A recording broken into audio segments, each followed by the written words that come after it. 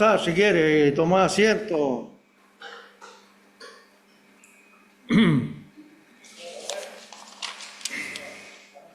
El estudio pasado hablábamos de la palabra de Dios.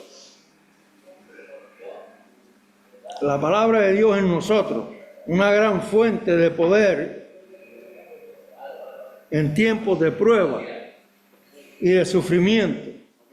Si apreciamos la palabra de Dios en el corazón, es decir, la apropiamos en nuestro corazón, apropiamos la palabra de Dios en nuestra mente, meditamos en ella y aplicamos la palabra de Dios, la voluntad, entonces todo nuestro ser será controlado por la palabra de Dios y Él nos dará la victoria.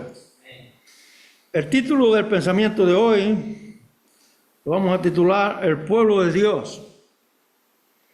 Y vamos a tener una lectura en Primera de Tesalonicenses, capítulo 2, del 14 al 20. Primera Tesalonicenses, capítulo 2, del 14 al 20. Y dice así la palabra de Dios.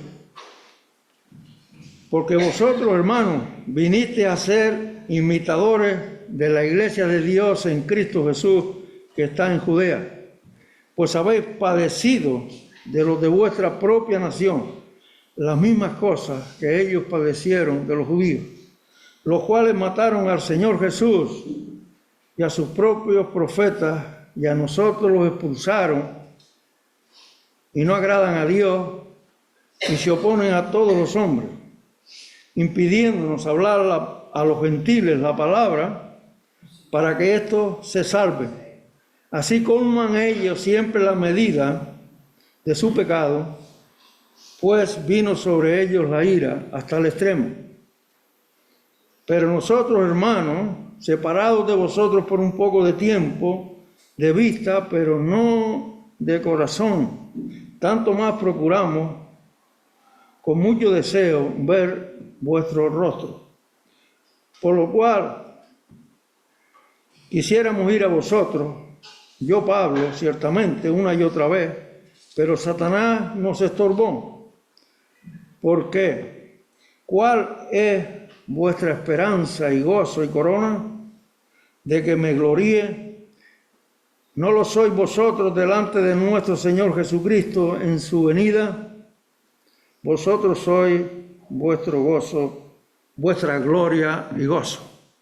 Que el Señor bendiga su santa y bendita palabra.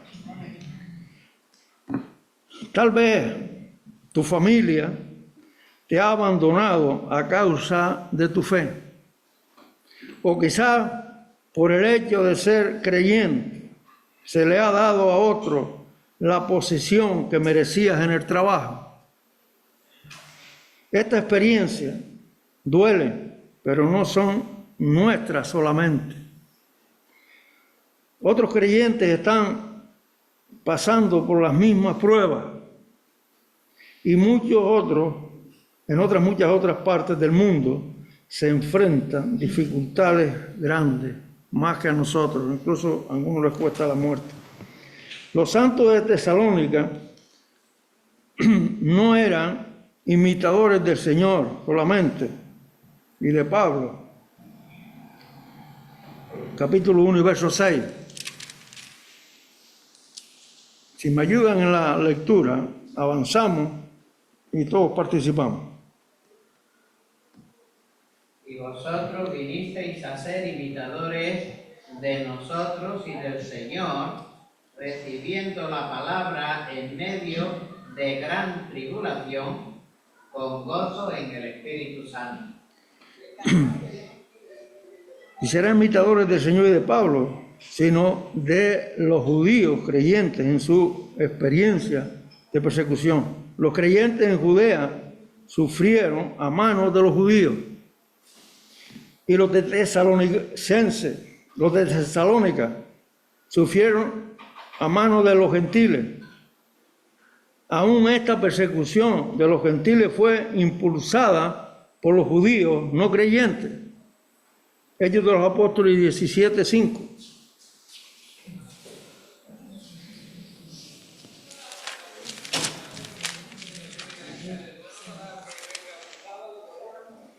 Entonces los judíos que no creían, teniendo celos, tomaron consigo a algunos ociosos, hombres malos, y juntando una turba, alborotaron la ciudad y asaltaron la casa de Jasón, asaltando la casa de Jasón, procuraban sacarlos al pueblo. Es decir, que la persecución fue iniciada por los judíos. Y no solo ahí, después fueron a Berea y también los mismos judíos también fueron allá también y también formaron otro problema. El verso 13. Cuando los judíos de Tesalónica supieron que también en Berea era anunciada la palabra de Dios por Pablo, fueron allá y también alborotaron a la multitud. Cristo lo dijo, que esto pasaría. Juan 15, 18 al 20. Juan capítulo 15, del 18 al 20. El Señor lo anunció.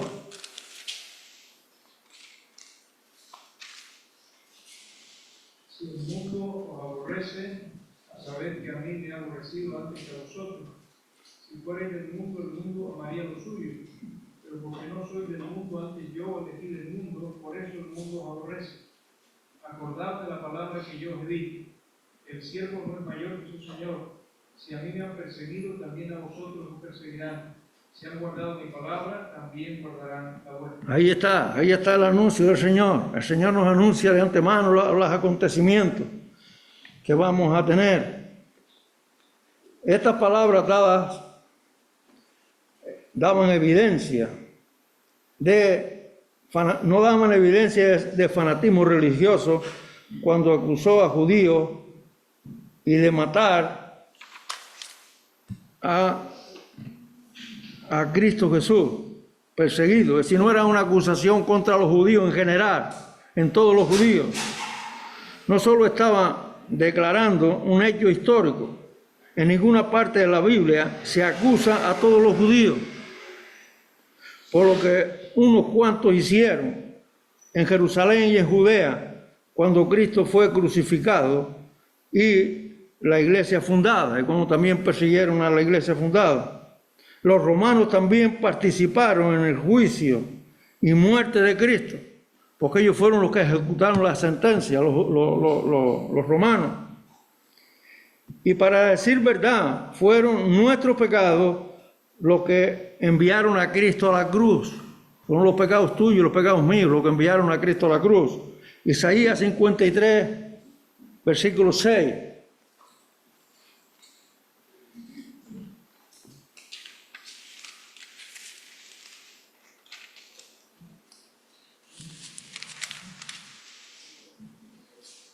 Todos nosotros nos descarriamos como ovejas, cada cual se apartó por su camino, mas Jehová cargó en él el pecado de todos nosotros.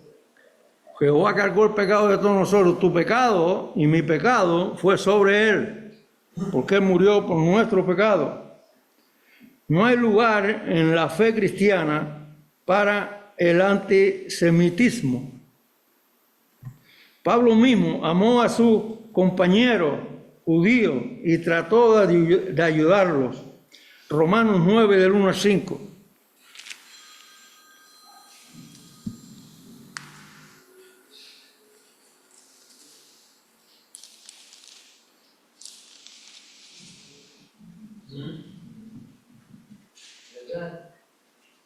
Digo en Cristo, ¿verdad? Digo en Cristo, no miento, y mi conciencia me da testimonio en el Espíritu Santo que tengo gran tristeza y continuo dolor en mi corazón, porque deseara yo mismo ser anatema, separado de Cristo por amor a mis hermanos, los que son mis parientes según la carne, que son israelitas, de los cuales son la adopción, la gloria, el pacto, la promulgación de la ley, el culto y la promesa, quienes son los patriarcas y de los cuales, según la carne, vino Cristo, el cual es Dios sobre todas las cosas, bendito por los siglos. Amén. Amén.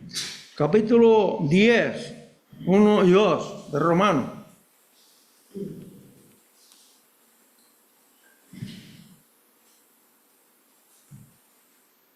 Hermanos, ciertamente el anhelo de mi corazón y mi oración a Dios por Israel es para salvación, porque yo les doy testimonio de que tienen celo de Dios, pero no conforme a ciencia. No, el apóstol tenía carga por su pueblo, que eran los judíos.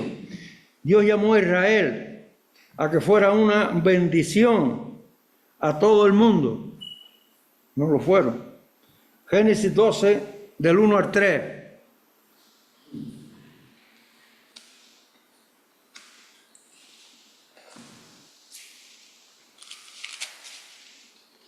Pero Jehová había dicho a Abraham: vete de tu tierra y de tu parentela y de la casa de tu padre a la tierra que te mostraré. Haré de ti una nación grande y te bendeciré, engrandeceré tu nombre y será bendición. Bendeciré a los que te bendijeren, a los que te maldijeren maldeciré, y serán benditas en ti todas las familias de la tierra. Será de bendición, dice primero, pero después más tarde dice, serán benditas en ti todas las familias de la tierra. Ahí tiene que ver con la venida de Cristo, con la venida del Mesías, que es de la simiente de Abraham. Y 22:18.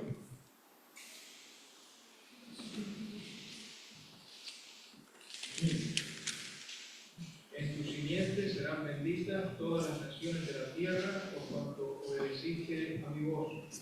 Ahí le confirma la promesa, cuando él lleva a sacrificar a Isaac.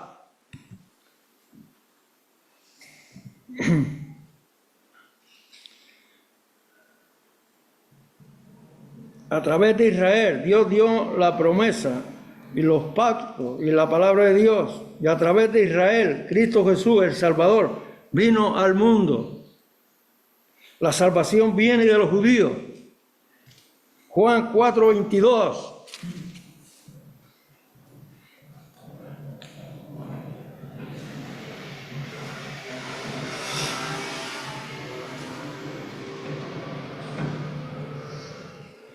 Vosotros adoráis lo que no sabéis. Nosotros adoramos lo que sabemos, porque la salvación viene de los judíos. La salvación viene de los judíos. Los primeros creyentes eran judíos, como lo era Pablo, el misionero cristiano de más renombre. Era judío. ¿Por qué entonces los líderes de Israel oficialmente rechazaron a Jesucristo y a sus seguidores?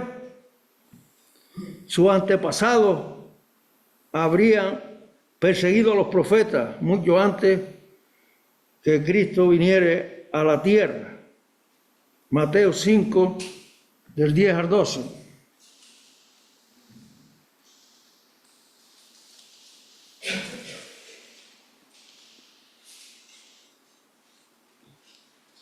Bienaventurados los que padecen persecución por causa de la justicia, porque de ellos es el reino de los cielos. Bienaventurados sois por cuanto por mi causa os vitupere y os persiga y diga toda clase de mal contra vosotros mintiendo. Gozaos y alegraos, porque vuestro galardón es grande en los cielos, porque vuestro galardón es grande,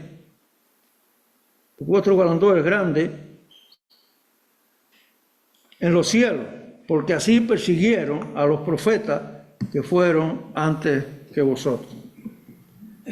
No comprendían que su ley era solo una preparación temporal para el nuevo pacto de Dios, el pacto de la gracia. La ley solamente lo único que le señalaba era que eran pecadores, porque dice que el conocimiento del pecado es por la ley. La ley los preparaba para esperar el Mesías, ya que no podían cumplir la ley. Tenían que estar expectantes a que el Mesías viniera, pero sin embargo lo rechazaron. Al rechazar la verdad divina, protegieron sus tradiciones humanas. Marcos 7, del 1 al 8.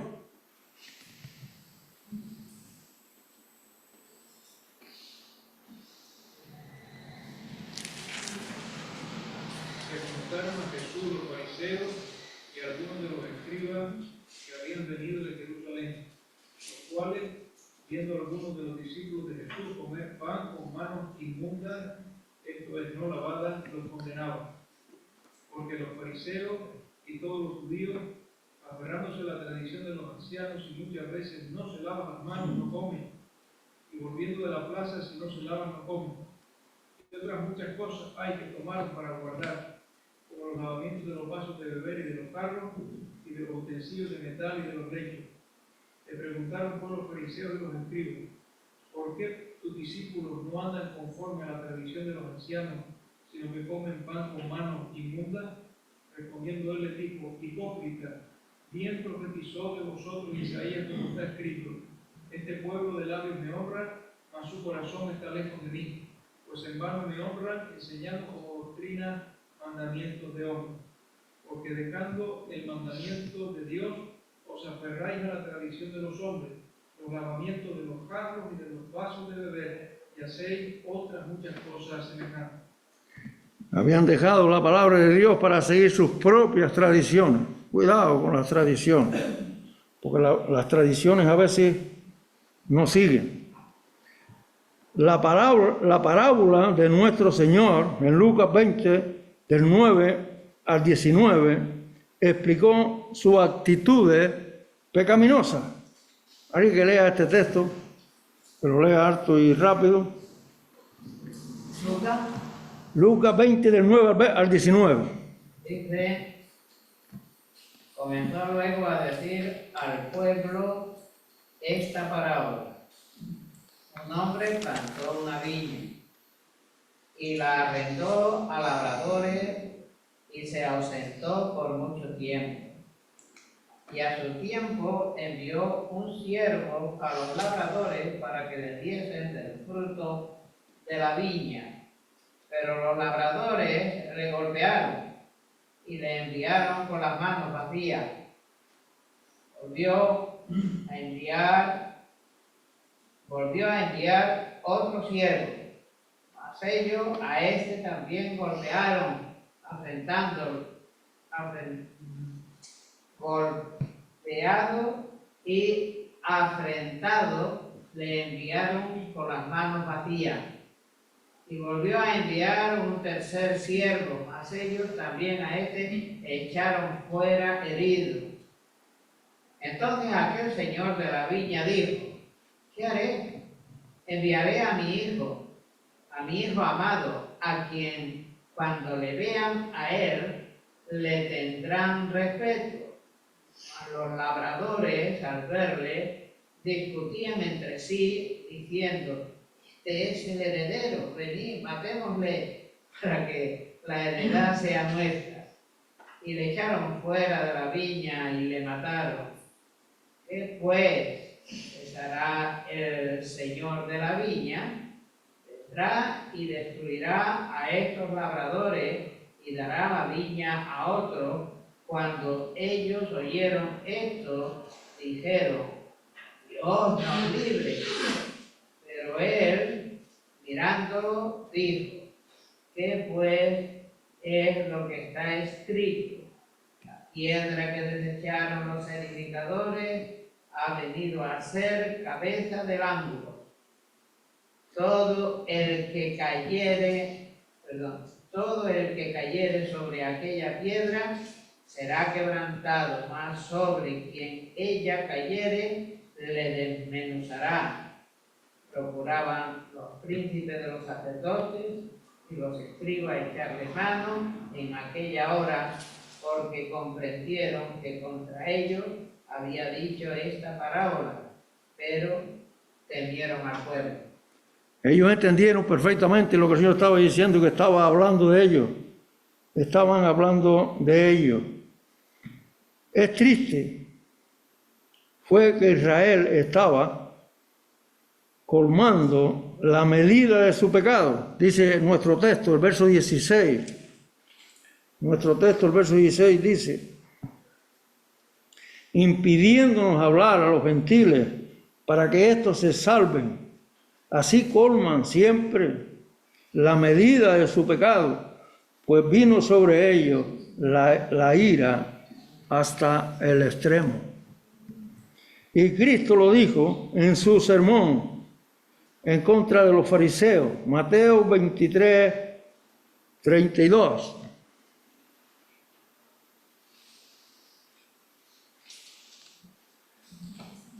Ya. Vosotros también llenad la medida de vuestros padres. Dios pacientemente espera mientras el pecador se rebela en contra de él. Y mira cómo se va colmando la medida de su pecado y juicio, porque el pecado trae juicio. Y en un sentido, el juicio ya ha caído sobre Israel, porque fueron esparcidos de su nación en el año 70 de la edad de Cristo, es decir, después de Cristo, por el ejército romano y por el general Tito. Fueron esparcidos por el mundo. Cuando llegaron los reformadores, que el Señor los usó, ellos se pensaban que Israel no existía. En muchas de sus doctrinas piensan que, y ellos todavía, algunos de ellos, que la iglesia es el pueblo de Israel, porque ellos se pensaban que Israel no volvería más. Pero en la palabra de Dios hay promesas para ese pueblo que tendría que volver. Y ahí está. Y ahí está.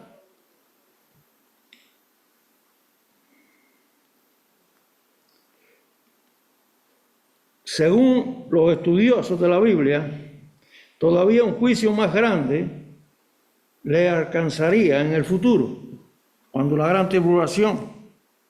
Yo a veces me asusto cuando oigo esto, porque lo que a ellos les pasó cuando fueron esparcidos no fue poco. Ellos dijeron una palabra cuando Pilato le dijo que se lavaba las manos como inocente, y ellos dijeron: su sangre caiga sobre nosotros y sobre nuestros hijos. Y cayó cuando fueron esparcidos. Muchos fueron matados en ese momento, asesinados por los romanos. Mujeres fueron violadas. Y después Hitler hizo jabón con ellos. Me parece que fueron 3 millones de judíos que murieron cuando Hitler. 6 millones. Manolo dice que 6 millones. Pues si él lo dice, yo lo creo. Fueron 6 millones. Hicieron jabón con ellos. Y fue algo tremendo. Si todavía les espera un juicio más grande, porque la palabra de Dios dice que al más que recibe, también recibe más después. Dios le pide más cuenta al que recibe que al que no recibe. Así, si tú piensas que tú sabes mucho, Dios te va a pedir más cuenta que los demás que saben menos. Tengamos eso en cuenta, porque eso es así. Eso es lo que dice la palabra de Dios. Pablo animó a los creyentes que sufrían, asegurándoles que su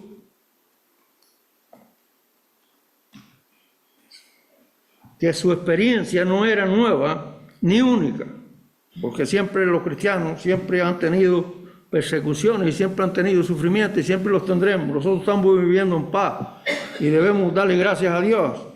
A veces nos ponemos malos porque alguien nos mira mal o en fin, alguna cosita, porque siempre hay. Pero debemos darle gracias a Dios porque tenemos libertad. No sabemos hasta cuándo nos puede durar. No sabemos. Otros habrían sufrido antes que ellos y aún estaban sufriendo con ellos. Otros estaban sufriendo también en ese momento. La iglesia de Judea no había sido exterminada por el sufrimiento. En cambio, tal vez había sido purificada y aumentada. Porque muchas veces la iglesia, cuando hay persecución, aumenta la iglesia. La iglesia dice que la sangre de los mártires es semilla para los cristianos.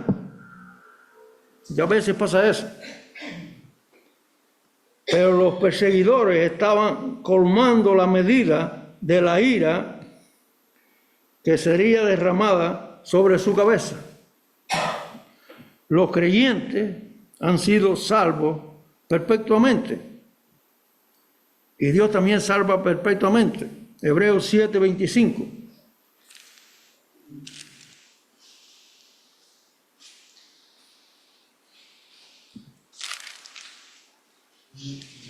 Por lo cual puede también salvar perpetuamente a los que por él se acercan a Dios, viviendo siempre para interceder por ellos. Interceder por ellos. Son salvos perpetuamente. Puede también salvar perpetuamente.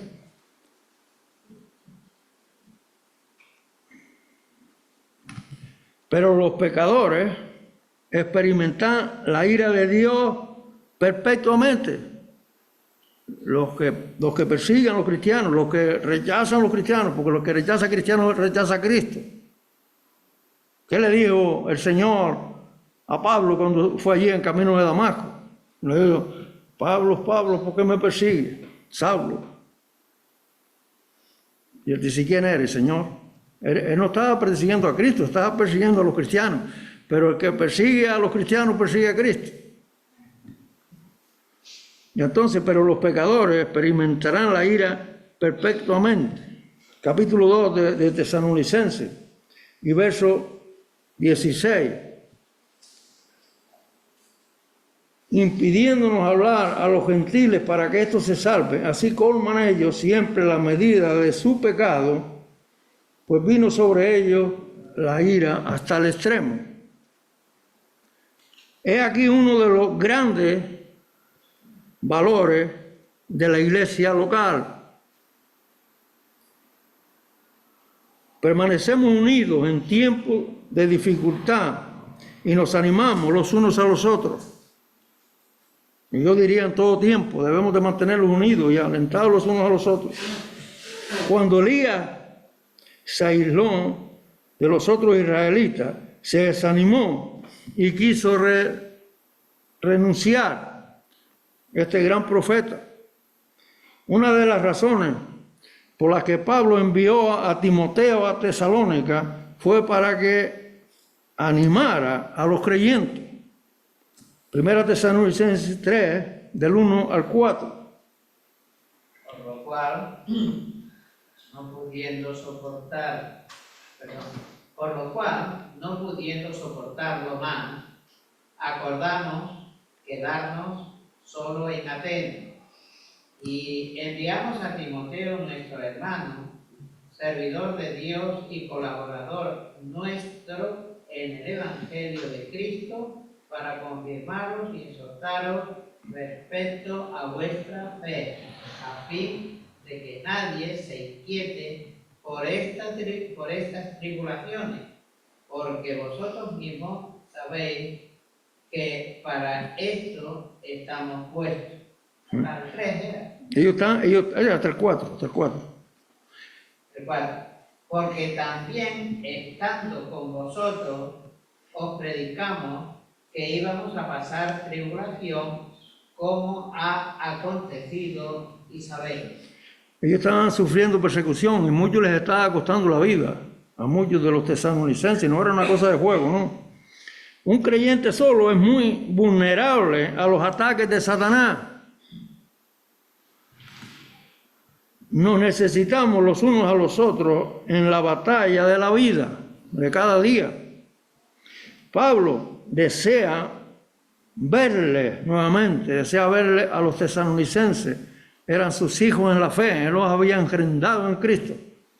Yo no sé cuántos de los que están aquí tienen hijos espirituales, pero eso, lo dije la otra vez, eso es algo que hay una relación maravillosa, tanto del que tú engendras como él hacia ti. Así que si no han engendrado alguno en Cristo, oren para que el Señor les dé un alma para que la puedan llevar a Cristo, aunque sea una. Yo sí he tenido el privilegio, de alguna manera, de llevar a algunos a Cristo en otros tiempos, y de verdad que es un gozo, y es una bendición, y es una responsabilidad que uno siente después por esos hermanos.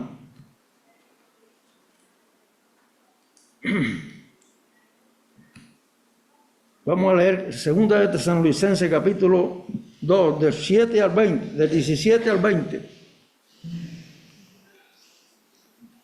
Pero vosotros, hermanos, separados de nosotros por un poco de tiempo, de vista, pero no de corazón, tanto más procuramos con mucho deseo ver vuestro rostro, por lo cual quisiéramos ir a vosotros, yo Pablo ciertamente una y otra vez, pero Satanás nos estorbó, porque ¿cuál es nuestra esperanza o gozo o corona de que me gloríe? ¿no sois vosotros delante de nuestro Señor Jesucristo en su venida? Vosotros sois vuestra gloria y gozo. Pablo no se avergonzaba de mostrar su afecto por los creyentes de Tesalónica. Sintió como los había dejado huérfanos, porque él tuvo que salir, cuando se presentó la primera persecución, él tuvo que salir de Tesalónica. Verso 2:17. Pero vosotros, hermanos, separados de nosotros por un poco de tiempo, de vista, pero no de corazón, tanto más procuramos con mucho deseo ver vuestro rostro.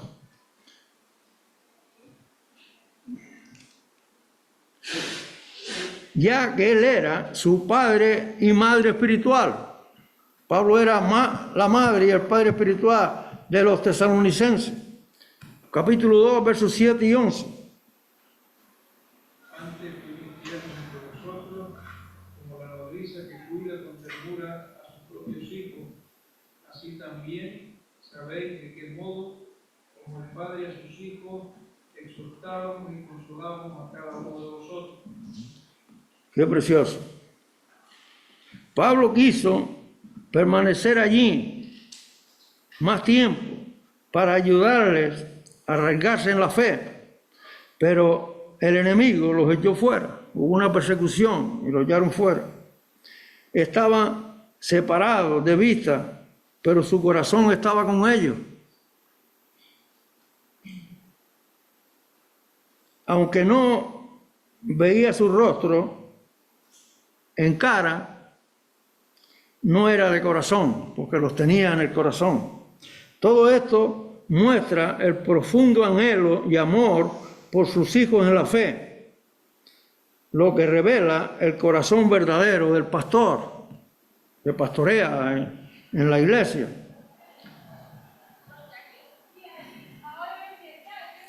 Dos veces intentó visitarlo, pero le fue frustrado su propósito. Lo leímos en el versículo 8.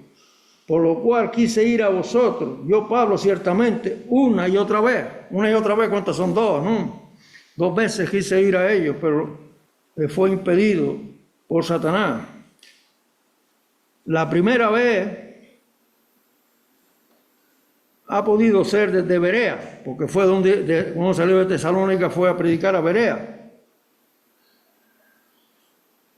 Y la segunda en Atenas, donde fue después de ir a Berea. En capítulo 3, verso 1. Por lo cual no pudimos soportarlo más y acordamos quedarnos solos en Atenas. Acordaros que eso en Atenas, porque es posible que ahí fuera él donde quisiera ir por segunda vez. Pero en ambos instancias Satanás lo impidió. Satanás lo impidió que fuera. Al principio de este viaje misionero fue el Espíritu Santo quien cambió los planes de ellos. Tenían para ir a Asia y Bitinia, pero el Espíritu Santo no se los permitió. Hechos 16, 6 y 7.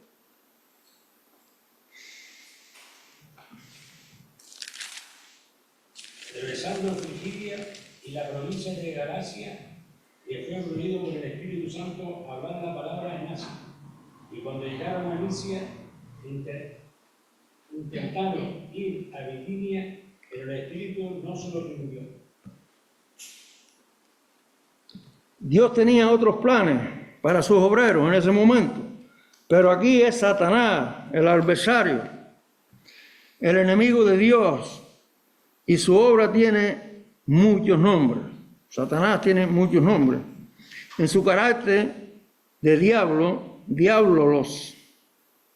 Él es el acusador o calumniador. Aquí yo quisiera pararme un poco, porque cuando nosotros estamos calumniando a un hermano, estamos haciendo el trabajo de Satanás. Y él lo hace bien, el trabajo de él, es decir, que no necesita que nosotros le ayudemos. Por eso tengamos en cuenta, cuando vamos a hablar de un hermano, tengamos en cuenta que estamos haciendo la obra del diablo. Él es acusador. Eres el acusador y él hace bien su trabajo, no cabe duda.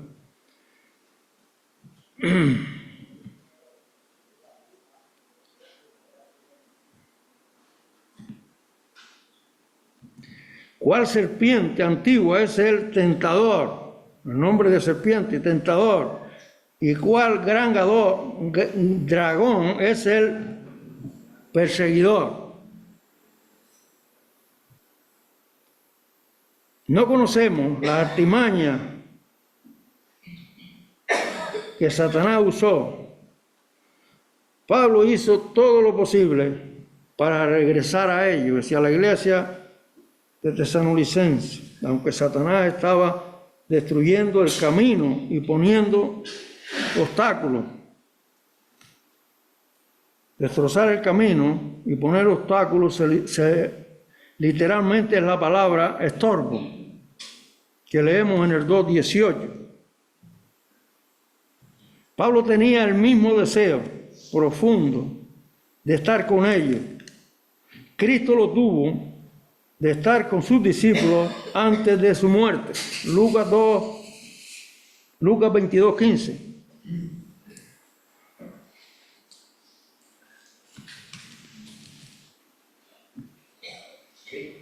Y les digo, ¿cuánto he deseado comer con vosotros esta Pascua antes que ¿Cuánto deseaba comer esta Pascua? El mismo deseo que Pablo tenía de estar con sus discípulos. Verso 19, leemos otra vez en nuestro texto. Porque ¿cuál es nuestra esperanza o gozo o corona de que me gloríe? ¿No sois vosotros delante de nuestro Señor Jesucristo en su venida? Es un versículo precioso. A veces cuando uno se pone a estudiar la palabra de Dios, uno después no la puede transmitir lo que uno siente, pero la verdad que es algo maravilloso. Es algo maravilloso. Es algo maravilloso. Espera un momento porque me perdí aquí de donde estaba. No, ya estoy bien. Pablo no miraba hacia atrás. Este versículo que hemos leído, el versículo 19. Pablo no miraba hacia atrás para darse al remordimiento, sino miraba hacia adelante y se regocijaba. En medio de las dificultades, él miraba hacia adelante, hacia lo que él esperaba. Para el creyente, lo mejor está por venir. Siempre lo mejor está por venir para el creyente. Lo mejor no ha pasado, lo mejor está por venir. Pablo miró hacia adelante por medio de la fe y vio a sus hermanos en la presencia de Cristo Jesús, en la gloria. Él no se estaba fiando en la tribulación, en lo que estaba sucediendo, sino miró a sus hermanos en la presencia de Cristo Jesús allí en la gloria. Leemos otra vez el versículo 19. Porque ¿cuál es nuestra esperanza y gozo y corona? De que me gloríe, ¿no sois vosotros delante de nuestro Señor Jesucristo en su venida? El hecho de que un día compareceremos ante el tribunal de Cristo nos debe motivar para ser fieles a pesar de las dificultades. Debemos recordar que la fidelidad es lo que cuenta. Decíamos, me parece que fue en todo estudio atrás, que Pablo era un fiel administrador. 1 Corintios 4:2.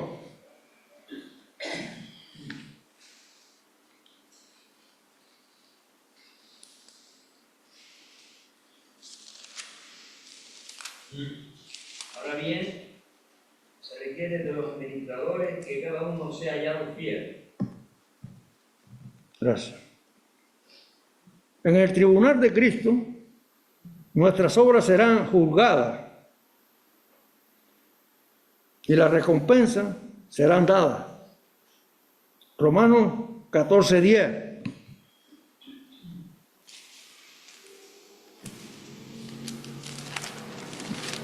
Pero tú, ¿por qué juzgas a tu hermano? O tú también, ¿por qué menosprecias a tu hermano? Porque todos compareceremos ante el tribunal de Cristo. Lee el 12 también. Porque escrito está, directamente el 12, de manera que cada uno de nosotros dará a Dios cuenta de sí. Sí, cada uno dará cuenta de sí. 1 Corintios 3, 13 y 14.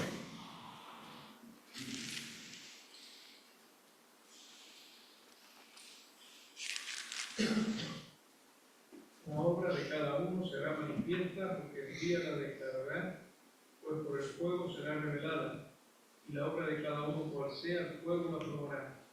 Si permaneciere la obra de alguno que sobreedificó, recibirá recompensa. Si la obra prevaleciere, recibirá recompensa. La obra de cada uno. 2 Corintios 5, 10.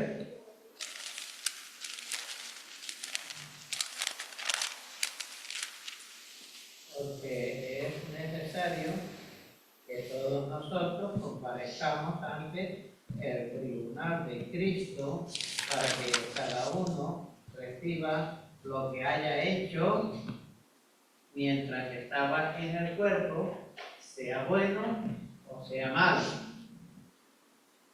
Eso tiene que ver también con galardones. Tiene que ver con galardones.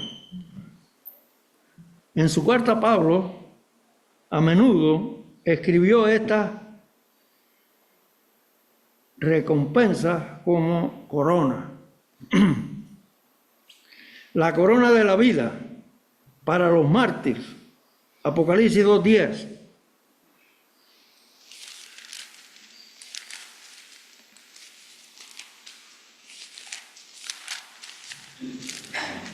No temas en nada lo que vas a padecer. He aquí, el diablo enviará a algunos de vosotros en la cárcel, para que seáis probados, y tendréis tribulación por 10 días.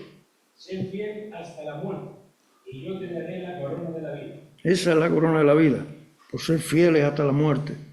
La corona de gozo por el galardón de ganar alma para Cristo. 1 Tesalonicenses 2:19. Ahí dice Pablo, vosotros sois mi corona. 19 y 20, venga. Porque ¿cuál es nuestra esperanza o gozo o corona de que me gloríe? ¿No lo sois vosotros delante de nuestro Señor Jesucristo en su venida? Vosotros sois nuestra gloria y gozo. Y gozo, pero poco así dice y mi corona. La corona de gloria para el pastor. 1 de Pedro 5:4.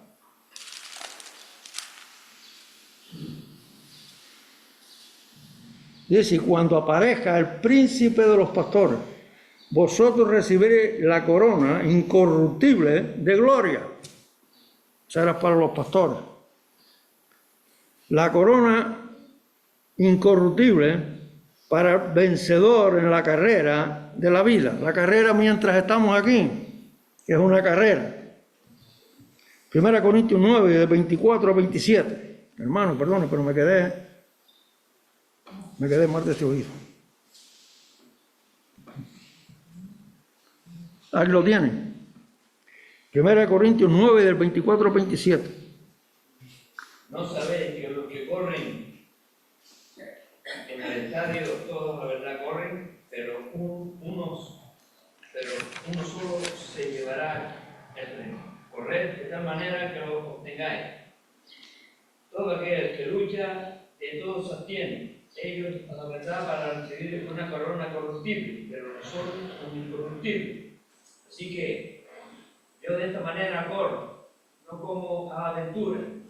De esta manera peleo, no como quien golpea el aire, sino que golpeo mi cuerpo y lo pongo en servidumbre.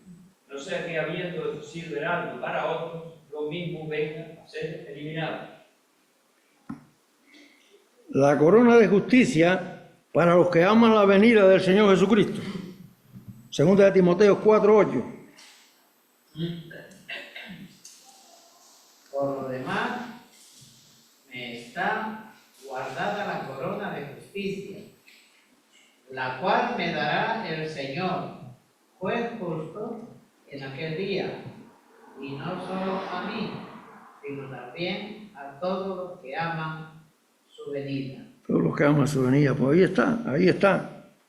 Como decían los hermanos, si siempre ha estado ahí. Vosotros sois vuestra gloria y gozo, dice el apóstol en el versículo 19 de nuestro texto. En el versículo 20, está mal cogida la cita ahí. Vosotros sois nuestro gozo y gloria. Él se gloriaba al hablar acerca de ellos y al mismo tiempo su corazón se llenaba de gozo en el pensamiento de la gran reunión en la presencia del Señor. ¿Cómo será eso, hermanos queridos? Allí los he de ver a ustedes y ustedes me verán a mí también. Así que mejor que me soporten aquí un poco en la tierra.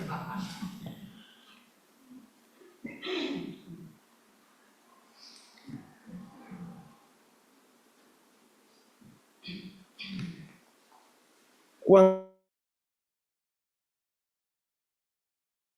habrán cesado para siempre, es decir, cuando habrán cesado los afanes y los problemas en la vida, estaremos allí, todos los veremos allí, cara allí en la gloria con el Señor. El pasaje sugiere que habrá un reconocimiento mutuo entre el ganador de almas y aquellos a quien él ganó para Cristo, aquí en la tierra. Allí se verán tanto los que han ganado como los ganadores, se van juntos allí en la presencia del Señor. Ustedes piensen por un momento, ¿qué podrá ser eso allí? ¿Cómo será eso, hermano? ¿Cómo será? Yo estoy deseando de ver ese momento. Indudablemente habrá precio y habrá sorpresa en el tribunal de Cristo. Habrá sorpresa en el tribunal de Cristo cuando los creyentes en Tesalónica leyeron esta carta. Deben haberse animado tremendamente. Estaban pasando por persecución y sufrimiento terrible, porque a algunos les costaba la muerte. Y quizás alguno de ellos estaba tratando de dejarlo todo. No renuncie. Pablo los alentaba.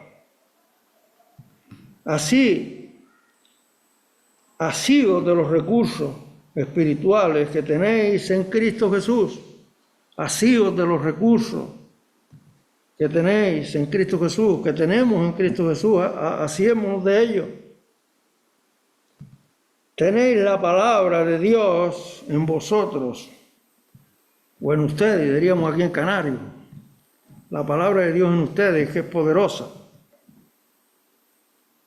El pueblo de Dios alrededor de vosotros, o alrededor de nosotros, aquí nosotros tenemos el pueblo de Dios, que son ustedes y soy yo, queridos hermanos. Allí eso es lo que decía también Pablo. Y la gloria de Dios delante de vosotros. La gloria de Dios está delante de ellos, pero también está delante de nosotros. La gloria de Dios que vamos a llegar en cualquier momento. No hay necesidad de volverse atrás, sino seguir adelante. Que el Señor bendiga su palabra.